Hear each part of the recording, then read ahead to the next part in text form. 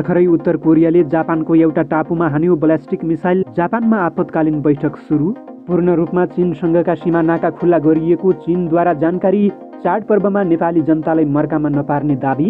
नेपालमा जहाज र हेलिकप्टरका पाट पूर्जा आयात बढ्यो। चालु आर्थिक वर्षमा मात्रै पाट पूर्जा आयातका लागि यति धेरै रकम बाहिरियो। एकाएक तालिबान सरकारले चाल्यो यति ठुलो कदम। पाकिस्तानको नोटलाई पूर्ण रूपमा लगायो प्रतिबन्ध। हिन्दूहरूको महान पर्व दशैं नेपाल बाहेक 1 दर्जनभन्दा बढी देशमा पनि मनाउने गरेको खुलासा। कुन कुन देशमा मनाइन्छ त? यसबारेमा सबै जानकारी। चीनले सीमा अतिक्रमण गरेको छैन भन्ने हुम्लाका छक्क बहादुर लामा एमालेमा प्रवेश। हिजाब कानुन विरुद्ध भएको आन्दोलनले इरान बन्यो अशान्त। पछिल्लो 24 घण्टामा मात्रै रुसले युक्रेनमा 29 पटक गर्यो आक्रमण। युक्रेनी राष्ट्रपतिको गृहनगरमा पनि रुसको ड्रोन हमला।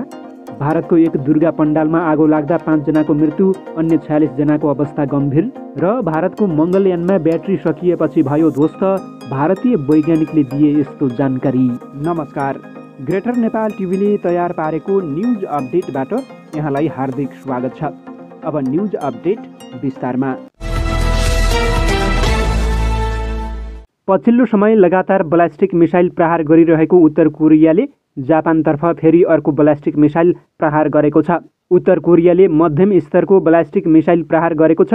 जापानको उत्तरी क्षेत्रतर्फ उत्तर कोरियाले प्रहार गरेको मिसाइल मध्यम स्तरको ब्यालिस्टिक मिसाइल रहेको अनुमान जापानका अधिकारीहरूले लगाएको अन्तर्राष्ट्रिय सञ्चार माध्यमले जनाएका छन्। मिसाइलका कारण जापानी अधिकारीले आइल्यान्ड अफ होकाइदोका बासिन्दालाई सुरक्षित स्थानमा बस्न आग्रह गरेका छन्।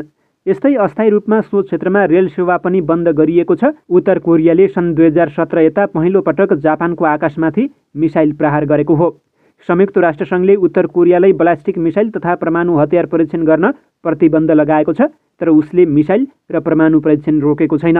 जापानका प्रधानमन्त्री फुमियो किसिदाले ब्यालिस्टिक मिसाइल परीक्षणको आलोचना गरेका छन्। जापान सरकारले अहिलेको अवस्थाको बारेमा छलफल गर्न राष्ट्रिय सुरक्षा परिषदको बैठक बोलाएको छ। उत्तर कोरियाले प्रहार गरेको मिसाइल प्यासिफिक ओसनमा जापानबाट 3000 किलोमिटर पर खसेको सरकारी अधिकारीले बताएका छन्। मिसाइलका कारण कोही घाइते भए नभएको जानकारी नआएको उल्लेख रहेको छ।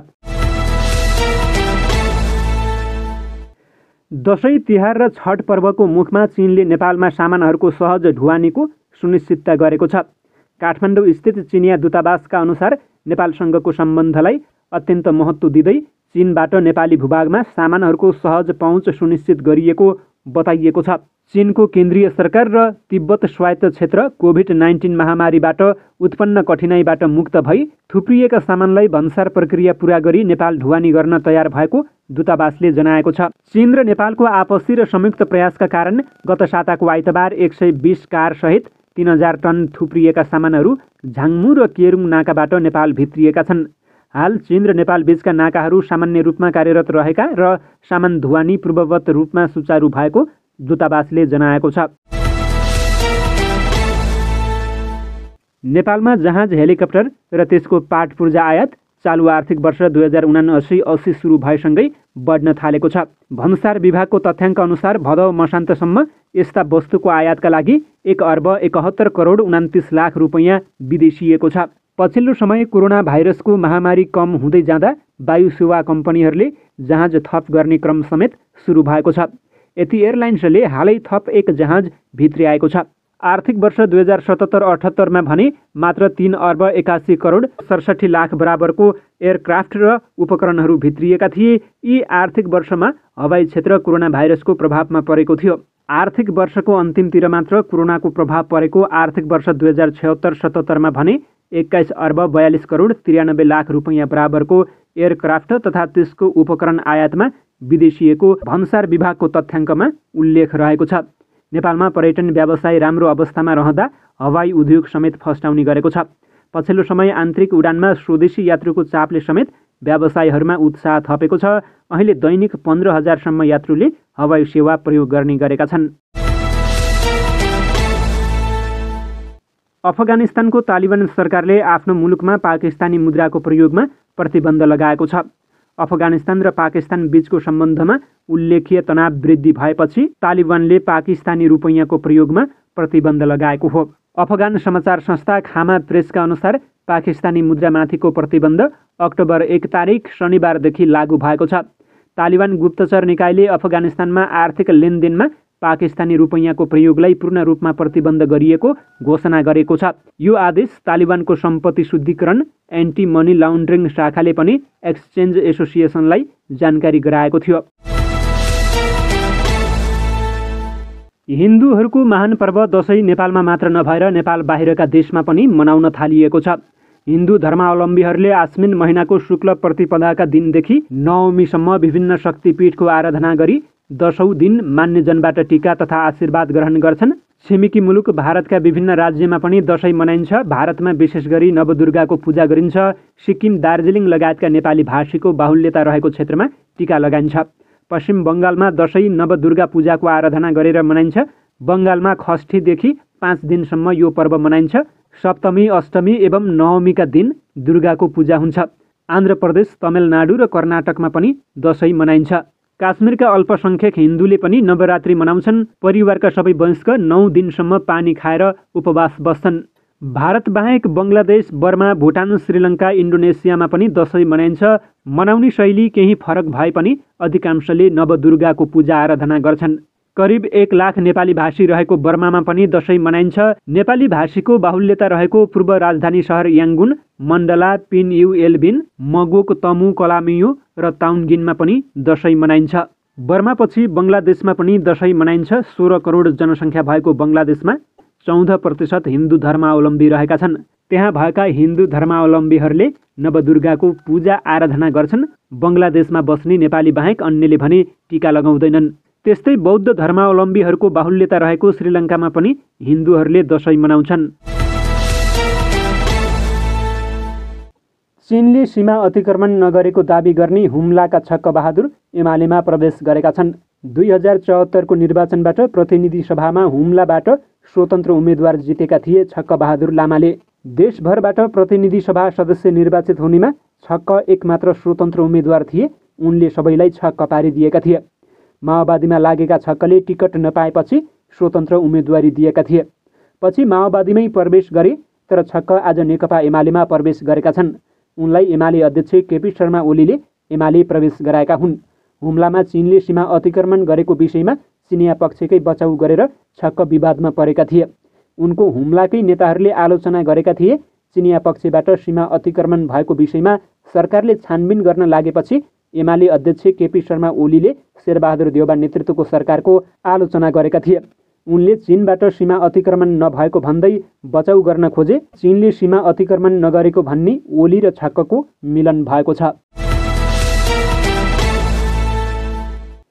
इरानमा हिजाब विरुद्ध चलिरहेको विरोध प्रदर्शनका क्रममा सुरक्षाकर्मी र विद्यार्थी बीच झडप भएको छ। प्रदर्शनमा उत्रिएका शरीफ विश्वविद्यालयका विद्यार्थी र प्रहरी बीच झडप भएको बीबीसीले जनाएको छ।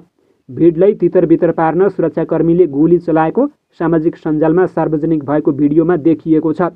प्रहरी हिरासतमा एक युवतीको ज्यान गएपछि इरानमा सरकार विरोधी प्रदर्शन सुरु भएको थियो।